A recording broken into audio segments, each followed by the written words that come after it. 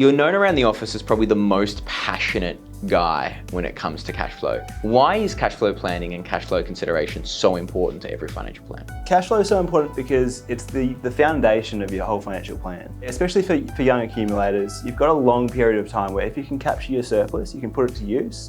That's a lot of assets that can get created over that time. Equally for retirees, if someone's spending $40,000 a year versus $100,000 a year, that makes a big difference for the longevity of their funds. You mentioned capturing your surplus. Can you dive into that a little bit more and explain what that means? Especially as their incomes grow, their expenses grow at the same time. It's called lifestyle creep. I think everyone's experienced it. Everyone remembers being straight out of high school or university and they're living off $20,000 a year.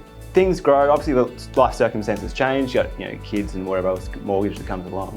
When you're thinking about stopping that lifestyle creep, it's important to put a structure in place so that it's not all these micro thoughts you're having along the way as what needs to be spent and what needs to be saved. It's more a long-term plan and how much spending fits in with your overall objectives. Then a banking out structure and sending that amount of money to be spent, giving every dollar a job, is how you can put that into place. Does this mean I need to sit down once a week and go through every single dollar that I've spent? So this is something people often do because it seems like the rational thing to do, to create a budget on what you have spent and then reflect on it. That's kind of looking back and being reactive.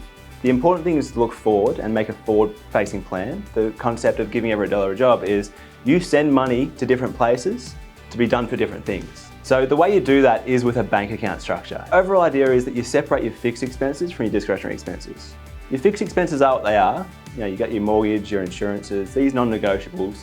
The money will just come out, and as long as you agree that's something you want to spend, it's fine. The discretionary things are the things that people can overspend on, and that's the thing that you need to limit and control with a structure. It's also based on the principle that you pay yourself first, which is rather than paying Woolworths first, which is your groceries or Telstra or Commonwealth Bank, your mortgage, they should be paid after you pay yourself.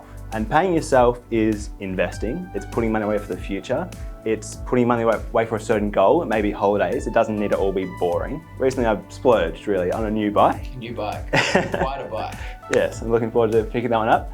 But the idea is I don't feel guilty about that because that money's being sent there for me to spend on myself. How important is the same philosophy for people in retirement who are drawing down on their money? Leading up into retirement, often people have had 30, 40 years of income from their employment. The concern at that point becomes, how do we fund a retirement once we no longer have that employment income, and how much is it costing us to live? And one of the big things about that comfort is you set up a bank account structure or you set up a cash flow structure before you retire, so you know that it works. You know you can live off whatever it is that you say your retirement expenses are. Then your advisor can figure out how to actually fund that with your assets. But also gives them the confidence that they can spend, whether it's holidays or just discretionary spending itself, feeling of freedom that gives them their purpose or their good life.